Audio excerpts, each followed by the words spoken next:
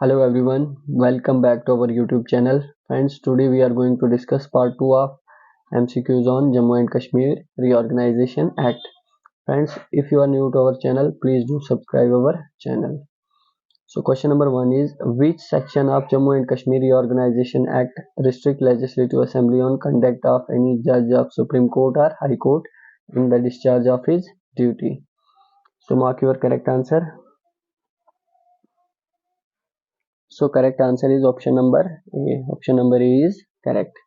49 जो सेक्शन है reorganisation act 2019 का, ये रिस्ट्रिक्ट करता है लेजिस्लेटिव असेंबली को।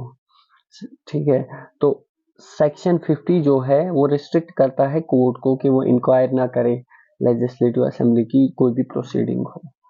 ठीक है, section 75 is about the common high court for Jammu and Kashmir and Ladakh, and section 18 is about the session of legislative assembly.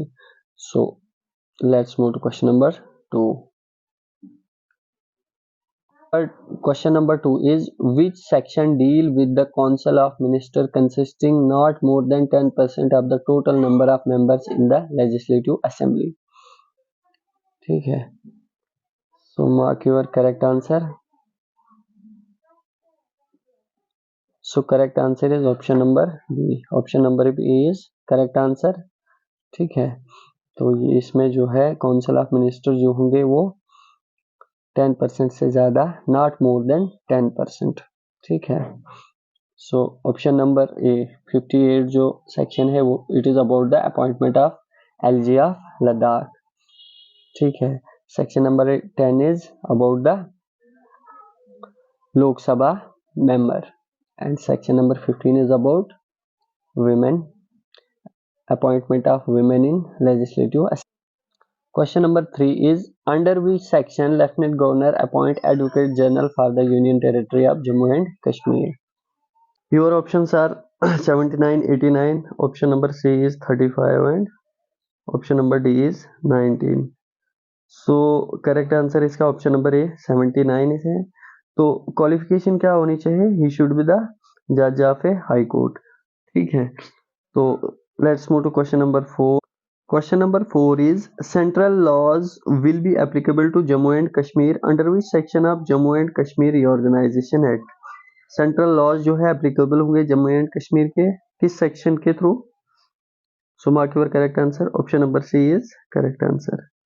ठीक है, all the central laws will be applicable to Jammu and Kashmir under section 95 of Jammu and Kashmir Reorganization Act.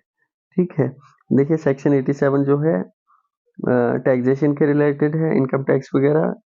Section 88 जो है किसके related है? Provision related to IAS. ठीक है, IAS ये है टैक्स के रिलेटेड, और ये सेक्शन 65 जो है एससी के रिलेटेड है। ठीक है, so let's move to question number 5. Question number 5 is, which section of Jammu and Kashmir Reorganization Act deal with reservation of seats for SC and ST according to their population? जो reservation की बात करता है SC और ST की according to their population. ठीक है,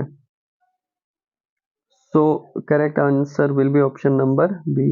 ठीक है, section 14 and clause 6 के according जो है SC और ST के लिए reservation होगी according to their population. So option number C is about the legislative assembly में कितनी सीट्स होंगी, and option number A is about the कितनी सीट्स जो है पीओके के लिए है। ये है पीओके के लिए कितनी सीट्स होंगी, जो 24 है, और ये लेजिस्लेटिव असेंबली में टोटल सीट्स कितनी होंगी, जो 107 से अब डिलिमिटेशन से +7 हो गई है और 114। ठीक है, and section 15 is about representation of women.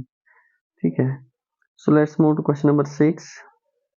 Question number 6 is, there will be extension of terms of legislative assembly during national emergency is mentioned in which section of Jammu and Kashmir Reorganization Act?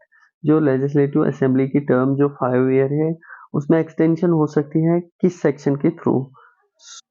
Mark your correct answer. Your options are given. So option number A is correct.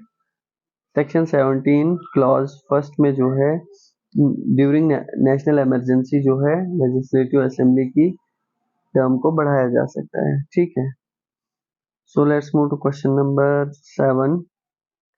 Question number 7 is Legislative Assembly can make law on any subject except public order and police is mentioned in which section?